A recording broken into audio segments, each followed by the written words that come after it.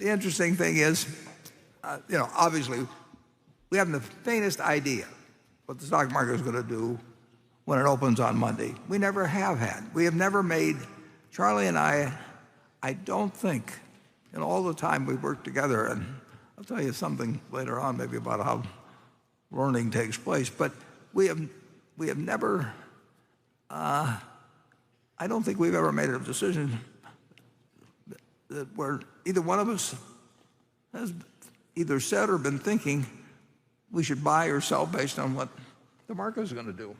No. Or for that matter, on what the economy is going to do. We don't know. And the interesting thing is,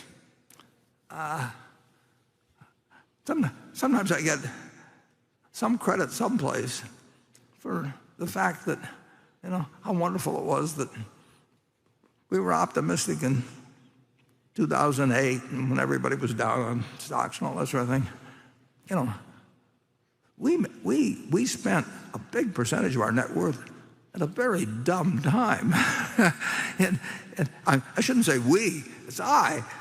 We spent about $15 or $16 billion, which was a lot bigger to us then than it is now. We spent it in the last few weeks. There were a period of 3 or 4 weeks between Wrigley and Goldman Sachs and General. At a terrible time, as it turned out. I mean, I didn't know whether it was going to be a good time or a bad time, but it was a really dumb time.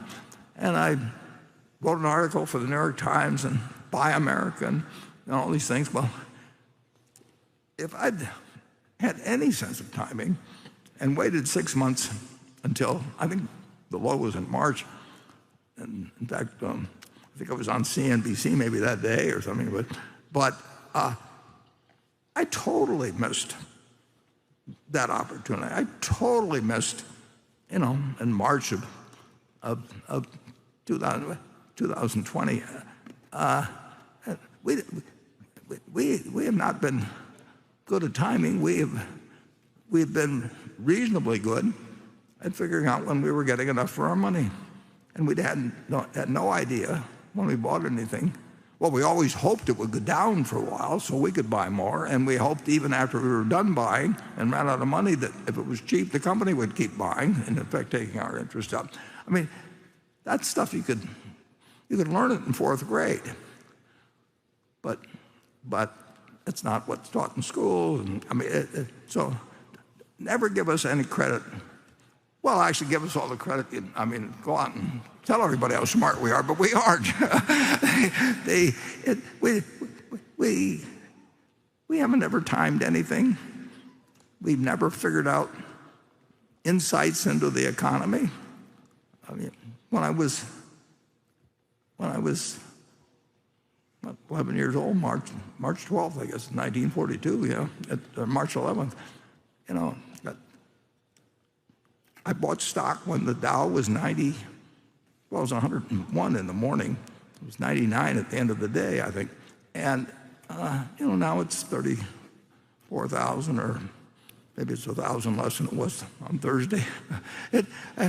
But I just, it's one decision that it's a good thing to own American business. And if the Harvard endowment had come to see me, and it's 11-year-old, or General Motors pension fund or something, and they say, well, no, but we have to have a balance, and we have to maybe have 60%, and then we have to sit around every 3 months and listen to a bunch of managers. They'd have just done better if they'd just taken some darts and thrown them and just said, we're going to be in America 50 years from now and 100 years from now, and we'll do better in stocks than we will in bonds. It's amazing how hard people make what a simple game it is. But of course, if they told everybody what a simple game it was, 90% of the income or more of the people that were speaking would disappear. So there's really a little too much of us to expect of human nature that people will explain why they really aren't adding any value to what you can do by yourself, or actually you know, I hate to use the example, but you can't have monkeys throwing darts at the page and, take away the management fees and everything. I'll bet on the monkeys, but I don't consider them a superior species, and I don't want them to move next door instead of my next door neighbor or anything. But that is the way it's just the way it has to be.